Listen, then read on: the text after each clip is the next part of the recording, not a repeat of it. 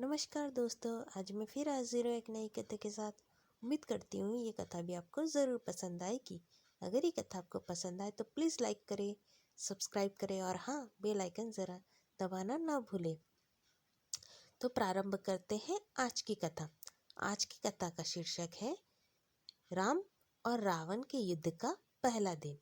राम तथा हनुमान जी के बीच युद्ध आरंभ होने ही वाला था कि तभी श्री राम वहां पर आ जाते हैं और बोलते हैं, वाह रावण वाह, तुम महादेव के सम्मान शक्तिशाली महाबली हनुमान के सामने टिक पा रहे हो।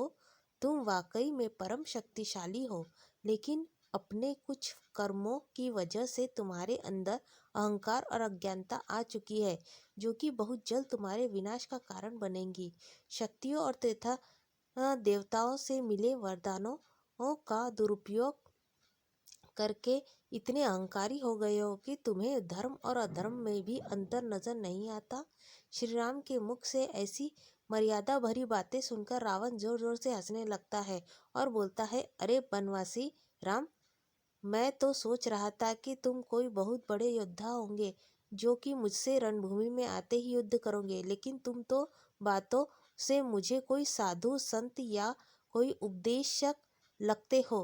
अगर तुम इतने ही शक्तिशाली या धनोधारी ही हो तो आओ और मुझे से युद्ध करो। आज मैं तुम्हारी सारी गलतफहमियां दूर कर दूंगा। रावण बोलते हैं, आज इस युद्ध को ही यही पर विराम लगाने के लिए ही मैं युद्ध भूमि में आया हूँ। ये रणभूमि है, यहाँ उपदेश नहीं युद्ध किया जाता है। अगर तुम्हारे अंदर साहस है तो मेरा सामना करो।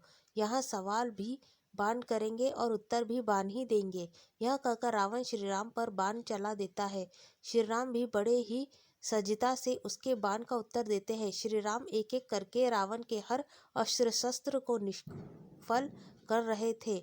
श्री राम पहले रावण का धनुष काट देते हैं। धनुष कटने के बाद रावण अपनी चंद्रहास तलवार उठाता है, जो कि उसे भगवान शिव ने दी थी, लेकिन श्री राम अपने एक साधारण बाण से उस तलवार को भी काट देते हैं, जिसे देखकर रावण अचंभित होता है। श्री राम फिर अपने एक बाण से रावण के रथ पर लगा ध्वज भी काट देते हैं और रावण को निहत्था कर देते हैं। रावण को पूरी तरह निहत्था करने के बाद श्री राम रावण को अंतिम चेतावनी और संदेश देते हैं और बोलते हैं, हे रावण, तुम जिस शक्ति का अहंकार करते हो आज उसका परिणाम देख चुके हो। इस वक्त तुम मेरे सामने केवल इसलिए जीवित खड़े हो क्योंकि मेरे रघुवंश में किसी निहत्थे पर वार नहीं किया जाता। तुम आज केवल अपने शत्रु की दया के कारण जीवित हो। जाओ और अपने घाव भरो, क्योंकि अगली बार तुम्हें क्षमा नहीं किया जाएगा। मैं तुम्हारे समस्त पापों का दंड देने के लिए आया हूँ और देकर जाऊंगा। श्री राम के हाथों निहत्था होकर और जीवन दान पाकर रावण शर्मसार हो जाता है और अपने रथ से उतरकर पैदल लंका की तरफ चल पड़ता है। उसकी सेना भी पीछे पीछे चली जाती है, जिसके साथ ही पहले दिन का युद्ध समाप्त हो जाता है। तो दोस्तों, उम्मीद करती हूँ ये कथा आपको ज़रूर पसंद आएगी।